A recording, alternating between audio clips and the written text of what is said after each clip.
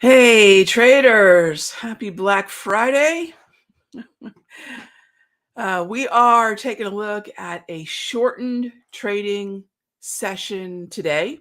Uh, Everything, for the most part, is going to be closing at 1 p.m. Eastern. So obviously, lower volume, lower attention. I mean, let's face it, everyone's going broke saving money today, probably including myself. And we have a lot of very cool specials in the Simpler Trading store. A lot of folks have been telling me, Rog, let me know when the HPMRs go on sale. Gang, they're on sale now. So can't say I didn't let you know. We've got a lot of great, I think the code is still Turkey. So feel free to go check that out after the close today. Again, 1 p.m. Couple other things. TradingView. I like to use TradingView a lot. Always like to remind everybody that if you haven't already, this is their annual 60% off, whatever.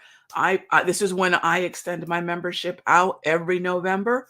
And so if you've never checked that out, I highly recommend doing that. TradingView is what I use for most of my price alerts in the Sector Secrets Mastery. So I'm not tethered to the computer. I just kind of run TradingView. I'm going to pull it up on my phone. I run TradingView on my phone. And what I love about this is that I can see my charts, HPMRs, everything really easy right on my V-score, HPMRs, my wave, everything right on my phone. And I love that this is something that is easy to do. And it's really the only platform where my charts can look like my charts. I don't know if you can see that. Right on my phone. And so therefore, I like placing alerts on this platform. My phone buzzes, I get an email, all sorts of things. So really like it. It's the best way I know to stay connected to my setups when I'm away from my desk. So that's that. Hopefully everyone can take advantage of those specials while they are available. All right. So as always, gang, this show is all about your questions. And I would say today's a kind of day where we're not going to look for this to be sort of the opinion that we're going to carry into Monday. It's a quirky little session. Please treat it as a caution day. Please consider it a day where we have very low volume, very low attention. We have no data really that we're looking at. World Cup is on right now. So really, who is between World Cup and Black Friday, who is paying attention to the market? Today's the kind of day where if you want to, this is one of my favorite things to do. You know, let's find some productive, sometimes distractions. And I'm going to show you something that I love to do on the, there you go, there's that Black Friday. What I love to do on the TradingView platform. Let's say I'm taking a look at the way in which gold has been trading, right? And you can go into this, and this is a fantastic way. A lot of folks say, Rog, I haven't been trading for 30 plus years like yourself. How do I sort of get better quicker? And back in the day, this is 20 plus years ago, when I would use things like eSignal. eSignal had this replay feature. It looked like a DVR, right? It looked like a DVR. And what that allowed us to do is play back a certain amount of data. And we have the replay feature also available on, see this? They've improved it over time. So I can go back to a certain time and just replay one candle at a time and look at the market structure, look at the wave, look at the HPMRs. It is a very, very powerful way to sort of be able to go through years and years, if not decades of data, and take a look at your readings, start to train your eyes to setups, minor lows, minor highs, inside dates, etc. So you see what I'm doing to this GLD chart. I'm playing it like a DVR. And on days like today, and on platforms like this is a very powerful way to begin to understand how you can take technology now and use it to your advantage to get to know a symbol, a market. You know, if traders are getting into futures for the first time, I can't remember if you can do replay on futures or not. Let's see. Oh, you can now. Okay. And I'm on the daily time frame. So use this, when people ask, Rog, how do I get better quicker? Use a day, use a time of year where most people are just phoning it in, and you're going to dedicate some time to getting better, right? Okay, so let's get to it. And again, I don't know the folks at TradingView. I've been a paying customer for a lot of years, coming in on, I think, just over 10 at this point. So I just want to mention it's something that is very, very helpful. All right, so let's get to it, shall we? First up, good morning. Good morning. I had a very nice Thanksgiving. I appreciate that, Ren Wolf. Just shopping spree. Yeah, I did start the shopping spree yesterday. You know what I do on Black Friday and Thursday, and it's just almost November is almost on sale, right? I stock up on things that I'm going to need. I refresh software at a better price. I mean, who doesn't like saving money? I refresh my software and extend my memberships at a better price, and I just take advantage of this. So yeah, I'm gonna probably do a little shopping with my husband and my sister later on, and that will be fun. Figure out what I'm going to get my mom for Christmas, all that good stuff. Yeah, I appreciate that. Hey there, Prince. I hope I did. Can I explain what a point of validity is? Sure. Well, let's stick with the aforementioned trading view. There's something called visible range volume profile on TradingView. And what that allows us to do is slide around the time scale, the horizontal axis, and look at where price-based volume is sitting, and that's volume profile. Point of control is part of that. Point of control is the singular level where the most volume occurred at a certain price. And that's really it. That's what point of control is.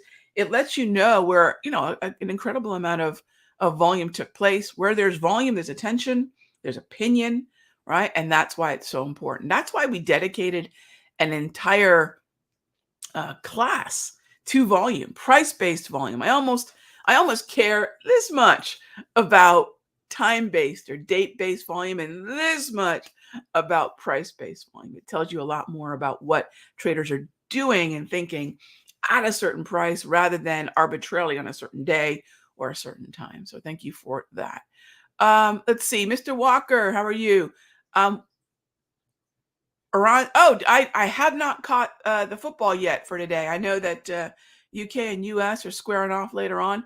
What I shared 4 components of the one setup your mentor had me master. What 3/4? Mr. Walker, I'm not sure what the question is, but bottom line, the advice that my mentor had me, the advice that my mentor gave me when I was going through a particularly challenging time in my trading, it's amazing how often we tend to lose confidence in ourselves and the tools that we use. And what he had me do is focus on one thing. Well, one thing doesn't mean one secret squiggle or one pattern. One thing is one setup. And what he had me do is focus on the 3 components that were most important. We'd start with structure. We'd move on to volume-based support and resistance. And lastly, price-based support and resistance. And those are the components that were part of the volume decoded class. And that's the process that I taught. So, make sure you know the structure, make sure you know where the volume-based support and resistance are, kind of going back to Prince's question earlier. And then finally, what are your price-based cues? Price is last in this process that I taught and that I began to consider more seriously as my touchstone as a trader on all time frames, 5-minute, daily, weekly. It all made the difference for me in having a process that didn't just focus on price, which, by the way, which is what 90% plus traders do. They have price-based, they have trend lines, they have moving averages, and then price-based indicators. And if we don't look at the other 3 factors that move the market, time, volatility, volume, we're going to miss out on opportunity. So that is what he reminded me of. And that's what the class was about. And by the way, that's a common thread that's been going through my trading for over 2 decades now. We just really simplified it in a nice compressed 4-hour window where I could teach you how to put that to work ASAP. All right, what's my bias going into this half a day? Sauerkraut is, that's awesome. I love sauerkraut and kimchi. 2 of my favorite things. Great way to get probiotics. What's my bias? not to have any, not to feel like I have to trade. My bias today is be very comfortable being flat, Rog. That's my bias. But if there is an opportunity, likely it'll be something that I'll find between 9:30 and 10:35. I don't personally plan on doing anything much past 10:35. I will be in the Sector Secrets Mastery Room and the Futures Room right after the show till probably about 11, depending on the questions that you all have. It is insane to think this is an actual valid trading day. It is absolutely bonkers. The markets are open, but that does not mean that we should be doing anything. Just because we can doesn't mean that we should. And I guess Black Friday shopping would that would apply there too. So I'll be with you all till about 11, and we'll take a look at the first hour of the day. But I really want to make today about in the rooms about what questions you have, and let's do some scanning and prepare not only for next week, but let's really think about what we're likely to be dealing with as we go into December, where things get really interesting. Window dressing, Santa rally, that seasonal effect. What's going on with bonds? What is the Federal Reserve going to continue to emphasize, as it seems that the Fed fund futures and our Fed Watch tool stay pretty steadily around that 5%. The Federal Reserve seems to be quite content with our expectations that the target rate is going to hit 5%. And as long as we don't get too far above it or too far below it, they're pretty stable on their messaging, which is a really important thing to note. If we start getting too high, way beyond 5.25, Federal Reserve brings us back to 5. Almost like a thermostat, they're behaving now. It seems they want the temperature in the room sitting at about 5 to 5.25. And as long as that's the case, as long as we're in agreement, again, there's more chance that we continue higher than not, right? We trade the market we have, not the one we think we're going to have in 6 months. And that's been the challenge for a lot of traders who confuse targets for trades, right? They've got some notion that SPY is going to go down to, I don't know, 300 or whatever the numbers are, that are out there being thrown around out there. And they forget that we could go to 400 before we get to 300. We could go to 420 before we get to 320. And that's why targets are not trades. And that's why targets without entries and risk management is clickbait, right? And I think that there is a lot of expectation that maybe we could be lower next year. I don't know, but I do know the market we have right now has been great for day trading and has been solid for starting to think about which corners of the market are actually in uptrends. And most of that is going to be in the world of the Dow. The Dow is our strongest index right now. And I'm not looking to bargain hunt in tech and consumer discretionary. I'm looking at what are those defensive corners of the market, staples, utilities, and what's strongest right now. And that's the Dow and the sectors most weighted within them. All right. So that brings up a question about crude oil. Hey there, Francisco. Crude is looking oversold. The closer we get to the -2 standard deviation, likely next week, I will start looking at, as long as we're not seeing a lot of saber rattling from OPEC. Remember, OPEC is, in essence, the central bank of crude. And our next OPEC meeting is December 2. So let's take a look at this for a moment. This matters a lot because the volatility that we have seen in crude has come directly from the chatter about OPEC potentially increasing output. And if you take a look, that had a moment where it was being interpreted as possible. So output decrease, obviously not something we're expecting. No change is by far the highest possibility. In fact, that's the probability. And then there's a slight possibility. It is more likely than a decrease, but there's a slight expectation of an increase, which is why crude's been a little bit heavier. But if we're expecting no change or a very small increase in output, that's why we're moving down to support. And if that has already been discounted, we're already factoring that in, it's baked into the cake, as it said, then crude's actually setting up for a buy. But, a lot of folks who took the volume decoded class will know, Rog, we're not going to buy, let me grab my drawing tools here. We're not going to buy the double bottom per se, right? We're not going to buy the double bottom of price. That's the last consideration in the volume decoded one setup approach.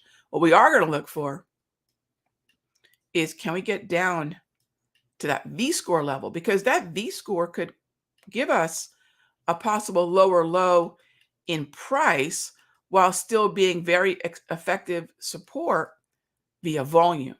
So that's why we'll start with structure, volume, and then finally price. And I do like the long position. It's oversold. Throw a stochastic on there, throw a ready and fire on there, whatever your chosen sort of oscillating index or oscillating tool is, whatever that secret squiggle you love that tells you when we're oversold or overbought, now is the time to use that as we take a look at these lows in crude. All right, next up, good morning. I was looking into the Darvis box, wasn't able to figure out the difference between the purple and yellow levels. Yeah, so 403, the only reason we have two colors is so we can sort of pair them up. So this is the top of the box, that's the bottom of the box. So imagine the box actually looks like that. I don't like this. Oops, I don't mean to do that. I don't like the sides of the box on, so I just make them lines or levels because it covers the wicks and the candles. So that's what the Darvis box looks like. And I know yellow and yellow, that's what I'm pairing up. And then if you take a look, for example, at, say, this box, I know that line belongs to that line. So the reason we pair up the colors is just so we can differentiate between that, for example, and that. Now, the other reason there's different colors, and it's less important, but when we have a box like this one, this yellow one, that means we started off with the high pattern and it's yellow. When we have a purple box, that means the whole pattern started off with the low pattern and it's purple. But that's really not anything that I consider when it comes to entries. You can really loosely and uselessly really say that a purple box is a bearish box, a yellow box is a bullish one. If you see a series of yellow boxes, I mean, chances are you're in an uptrend. And the same goes for a series of purple boxes. But really, it's just meant to pair up, like mating socks, right? Just meant to pair them up. All right. Next up, I bought the Darvis 3.0. Yes. So there's a free Darvis 2.0, which is cool. There's a premium paid for Darvis 3.0. And I think all of that stuff, including the HPMR, is 30% off for the weekend or for however long the sale is. And what we do when we have that 3.0 is that it gives us these signals that are fantastic if you want more accurate Fibonacci drawings and you want to find those minor high, minor low patterns I talk about so much. And let's see, trying to get support to activate it in TradingView. I have no idea, Roy. I'm here in Florida.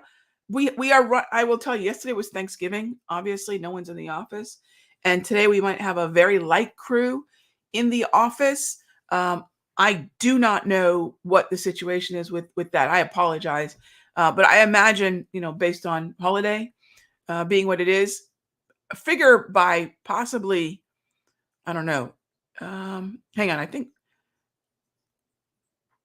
Okay.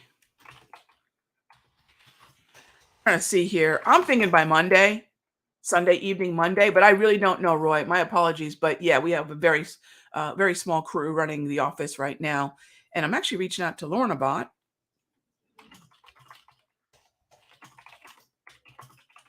Give me 1 second here.